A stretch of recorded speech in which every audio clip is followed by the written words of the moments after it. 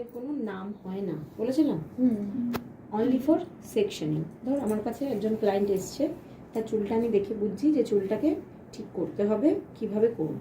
ধর এই যে ধর নিচটা তার হাইলাইটিং করা আছে, সে তো আমাকে বললো ম্যাম আপনি আমার নিচটা কেটে বাদ দেবেন না, ঠিক আছে, যেহেতু হাইলাইটিং করা আছে। তাহলে কি আমার তার উপরে ইনোভেটেড একটা কাটিং দিতে হবে। কি ভাববো, প্রথমে কি বলেছিলাম, ইয়ার টু ইয়ার সেকশন, তাই তো, মানে মিডল পার্ট হয়ে গেল। এই সেকশনটা নিয়ে কারোর কোনো কনফিউশন নেই না?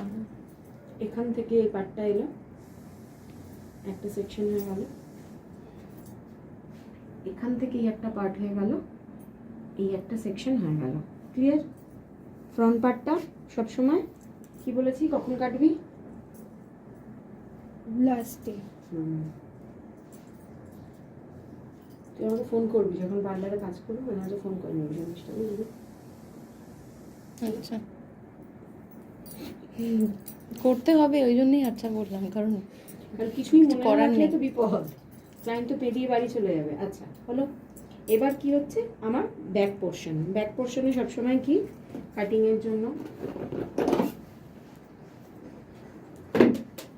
ব্যাক পোর্শনটা কি হবে না, আমি ফার্স্টে কি কাটবো সাবা, ফার্স্টে কি কাটবো ক্লায়েন্টের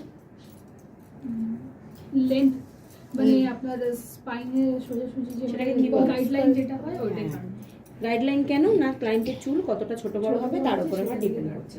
তাহলে যেহেতু আমরা ওর মাথায় হাইলাইটিং করেছিলাম, সেই পোর্শনটাকে উনি ডিজাইন করে বাঁধেন, তাহলে সেটাকে আমরা বাদ দিয়ে দেওয়া মানে আমাকে দুঃখ দেওয়া, তাহলে ওনাকে দেবো না। তাহলে কি করব, ফার্স্টে কি করব, একদম একটা মিডল থেকে গাইডলাইন নিয়ে নিলাম, ঠিক আছে, স্পাইনাল কর্ডে স্ট্রেট।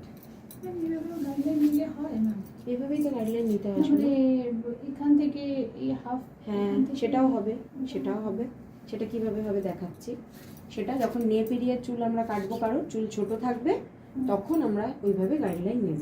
আচ্ছা, যে সেকশনটা বলছিলাম, এই যে চুল এখানে আছে, চিহ্নটাকে এরকম ফেলছি, ফলটা কিরকম আসবে, এই আমি আগের দিন ডিগ্রি বলেছিলাম, একদিন ক্লাসে পড়িয়েছিলাম, তো এই যদি থাকে, এইটা হচ্ছে আমার 90, এটা হচ্ছে আমার না, এটা 180 তো, 180, এটা সোজাসুজি 145।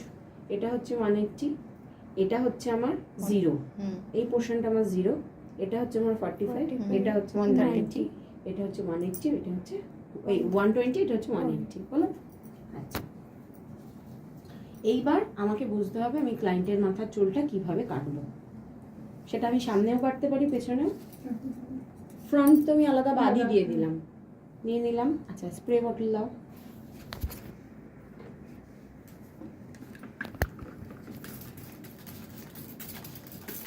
উইদাউট হেয়ার স্প্রে ফার্স্টে কখনো আমরা গাইডলাইন নেব না। কেন নেব না, না সেকশনে ভুল হতে পারে, আর গাইডলাইন যেহেতু ভুল হয়ে যায় যদি, চুলের লেন্থও কিন্তু আমার গন্ডগোল হয়ে যাবে। হলো,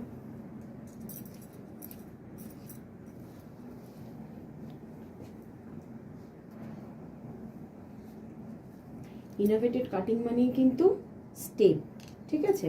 স্টেপ মানে আমি কতগুলো, আমি যদি টুম্পাদির চুলটাকে এখানে একটা লেয়ার দিই, এখানে একটা লেয়ার দিই, এখানে একটা লেয়ার দিই, এখানে একটা দিই, তাহলে 4 স্টেপ হলো। মানে গাইডলাইন 0তে নিলাম, 45, 90, 120, 180, আমি এই চারটেতেই কাটতে পারি, তাহলে তার 4 স্টেপ হলো, তাই তো।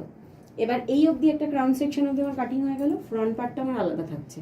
তাহলে ফ্রন্ট পার্টটা আমি কি করব, ফ্রন্ট পার্টটা আবার আলাদাভাবে কাটিং করে কাটিং করব, যেটা সৌরভ দেখিয়েছে লেয়ার্স, ফ্রন্ট লেয়ার, সেরকম। আচ্ছা আচ্ছা, ইনোভেট কাটিং মানেই স্টেপ। কাটিং দু ধরনের, একটা লেয়ার, একটা স্টেপ। যেটা আমার সাইডে আসছে সেটা লেয়ার, যেটা আমার মিডিলে আসছে সেটা হচ্ছে আমার স্টেপ।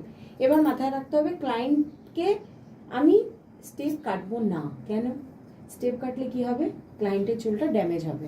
এবার কি, সে আমাকে দুদিন বাদে গালাগাল দেবে যে চুলটা আমার ড্যামেজ করে দিলে, দিব্যি চুল ছিল আমার। তাহলে কি, আমাকে চুলটাকে ইনোভেটেড কাটিং করতে হবে, মানে এমন একটা কাটিং আমি দেব যে কাটিংটা আমার স্টেপও হবে না, লেয়ার্সের মতো হবে, কিন্তু সেকশন ওয়াইজ হবে, চুলটাকে দেখতে ভালো লাগবে। এটাই হচ্ছে ইনোভেটেড কাটিং, আর কিচ্ছু না।